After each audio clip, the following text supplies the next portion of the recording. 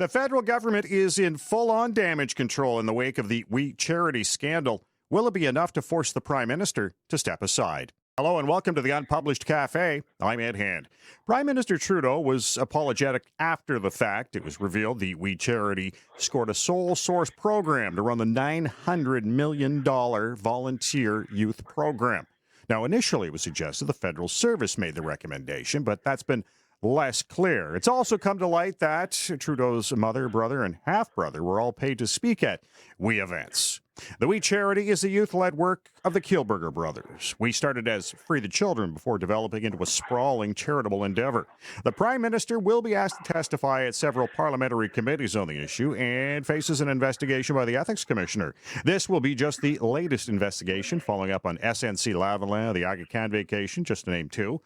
And there appears to be a pattern here. Dan McTeague sat on the Liberal caucus from 1997 to 2011, the last 7 years representing Pickering Scarborough East. And he joins me now. And Dan, you sat at the table with Paul Martin, Jean Chrétien, Michael Ignatieff, and then Justin Trudeau. What are the ethical differences between them? Well, big question, but significant difference right from the get-go. And this goes back to my time as an MP in 1993 to 2011, is that none of these players, none of my political colleagues in the House of Commons had anything to do with scandals such as, for instance, the sponsorship scandal, or even before that. We can go back to the days of monies being allocated for work programs, etc. At no point did anyone notice or convince that any of our leaders, much less ministers or MPs, were involved in these. And of course, the question that really dogged our party at the time and ultimately probably led to its demise turned out had absolutely nothing to do with these individuals. And that's what makes this so much more different. It's not so much what is involved, which of course is just starting to unfold day by day. If this is just day one of testimony, that we now find real estate monies being held by we, that we find the Prime Minister may have given approval for far more than 19 million, that he ought to have recused himself, admitted that he didn't only after being caught. All of these things suggest, if the past is any indication, the Liberals under Justin Trudeau are in very, very serious trouble. And any talk, of course, of an election, a spring snap election, I think is really now moot and out of the way. Now, in looking at those names we discussed before, Paul Martin, Jean Chrétien, Michael Ignatieff, and Justin Trudeau, you say Justin Trudeau has an unserious mind. What do you mean by that? I don't think he understands the gravity of some of the issues around him. And I suspect he's given to more image, virtue signaling, the kind of identity politics, I think, that has really been the placing of the political left, but is not well understood by most Canadians. I don't understand his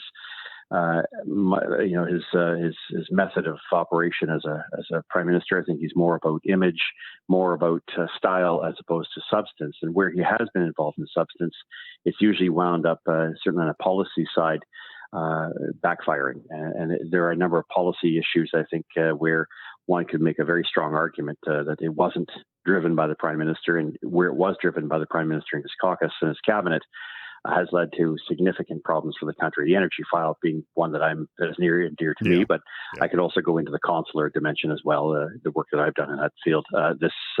It seems to me that we have a Prime Minister who doesn't understand problems, certainly doesn't understand conflicts, certainly doesn't understand when he puts himself in some difficulty, and simple things like recusing himself in this particular instance is only a symptom of a much bigger problem. Now, when you were sitting in the Liberal caucus, did you foresee some of these problems? Say when he won his first election and became an MP, and then later on during the leadership race? Well, he had superstar status because of his dad's name, and I know his dad because I worked for him. I got my first break on the Hill in 1982 when the country was in very serious trouble, working for the Honourable Housing Minister Paul Cosgrove, who was later Public Works. Nevertheless, quantum difference between the two. Justin's not a very strong debater. He's not someone who accepts many opposing opinions. Most of us in caucus at that time didn't really see him. We knew his name was strong, but we also knew his personality wasn't, and that he probably wouldn't make a very good leader. Having said all that, he's obviously proven his critics wrong and certainly given Canadians a reason twice to vote for him. So whether it's in diminishing numbers is irrelevant. The fact is, I don't think the public has really had a full scope and idea of what Justin is all about.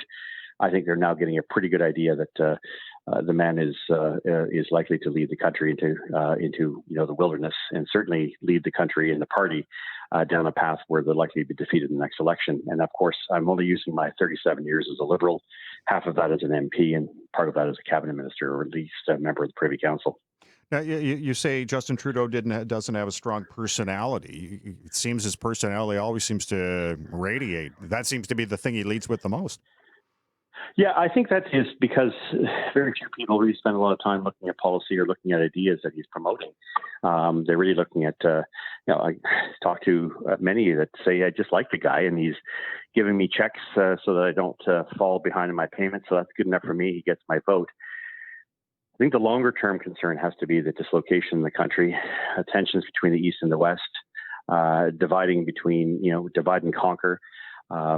Things that I think recognize that there's only one constituency in Canada, and that there is no diversity of thought. He's not a very tolerant individual leader. If you're going to hold a position, whether that is a social position, an economic position, even a religious position, it better fit his mantra. It better fit his way, or he will have a fit. And I've seen him have hissy fits in the past. He's, not the type of guy I would put in the same caliber and quality as Jean Chrétien, or Paul Martin, or even Michael Ignatieff. All those were very profound, strong leaders who never took things personally, recognized that the mission was to try to do the best for the country, and certainly not try to take sides, recognizing the Liberal Party was once the big tent party. Today, it's more the cult of personality, and I think that's what's so dangerous. It's why I can't support this party. Dan McTeague is joining us on the Unpublished Cafe as we talk about the WE scandal, which continues to engulf the federal government.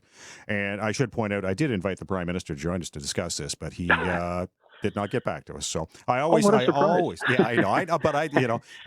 leave that out for everybody. I want to make sure everybody gets a chance, and if they decide, they don't want to, that's their choice. Now, we've talked about ethical issues. Why do you think they keep happening? Oh, well, I think he's probably not aware of what is right to wrong. This is not a fellow who's had much skill in the real world, other than being brought up in a political environment. And I'm not taking that away from him. Good for him for having that kind of luck. He has won the lottery in many respects as far as politics is concerned, but he hasn't had to work hard to make a name for himself. Unlike other members of Parliament and others who have come forward and worked very, very assiduously to get to where they are, to be able to earn and continue to keep the people's trust. His has come really by osmosis. And I suspect that when it comes down to the Prime Minister's own personality, for some it's great, it's wonderful. You see, the image. We certainly know that we had a lot to do with promoting and amping up his image as somehow the guy overlooking the great country called Canada.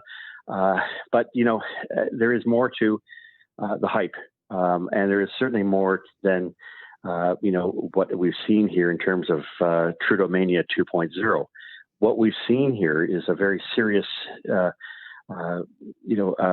decay in the way in which his government has conducted the affairs of the country. Most importantly for him, not being able to distinguish between right and wrong, and that is a signal of a much bigger problem with him. He doesn't get it. He doesn't understand. And when he does understand, it's often too late.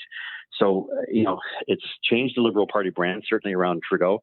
But the Liberals have a lot to lose because they put all their eggs in one basket with Justin Trudeau. And if his name gets damaged, the party will be likely relegated to where it was back in 2011. And, with the NDP and others taking the progressive vote with them. SNC, Aga Khan, they didn't really stick. Will this? I think this is a different environment. It's a minority government. The Liberals no longer have the ability to shut down things as they did with the SNC Lavalin file. This one is going to go on for some time. People may tire of it, but people are also going to be faced with another problem. That's whether we like it or not. We have a government here that has had to spend money, in many respects spent money when it didn't have to spend money prior to the pandemic. A government that gave license to a number of blockades across the country that did economic damage to the nation, caused it to lose its credit rating, at least its AAA plus credit rating, well before the pandemic began. And so, the solutions to shield Canadians from the economic headwinds that are about to hit them won't be there. That we could have some trouble.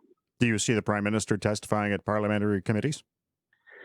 No, he won't have to, though. I think the committee will come up with a number of facts that I think are going to damage the Prime Minister's credibility to a point where I suspect that unless something dramatic happens, the Liberal approach of nothing to see here, folks, and their defenders and some of the mainstream media won't be able to shield what combination of people not being able to find work, potentially losing their homes, businesses shutting down, and then realizing that the cupboards are bare because we've overspent. All these things, I think, will lead this Prime Minister to possibly make one of the smartest decisions that he could possibly make if I were in his shoes, and that's just have that contemplation about moving on, passing the party on to someone else who isn't so ethically challenged and doesn't have the taint of having been directly involved in not just ethics breaches but now potential scandals that were of his own making and his making alone. Dan McTagg, thanks for joining us. Thanks for having me, Ed. Good to be here. Dan McTagg was a Liberal for 38 years and was in the Liberal caucus from 1993 until 2011, the last 7 years representing Pickering, Scarborough East. Now it's time for you to make your voice heard. Do you feel the Prime Minister should step aside while the ethics investigation is conducted into the WE scandal? Yes, no, or unsure. You can log on and vote right now at unpublished.vote.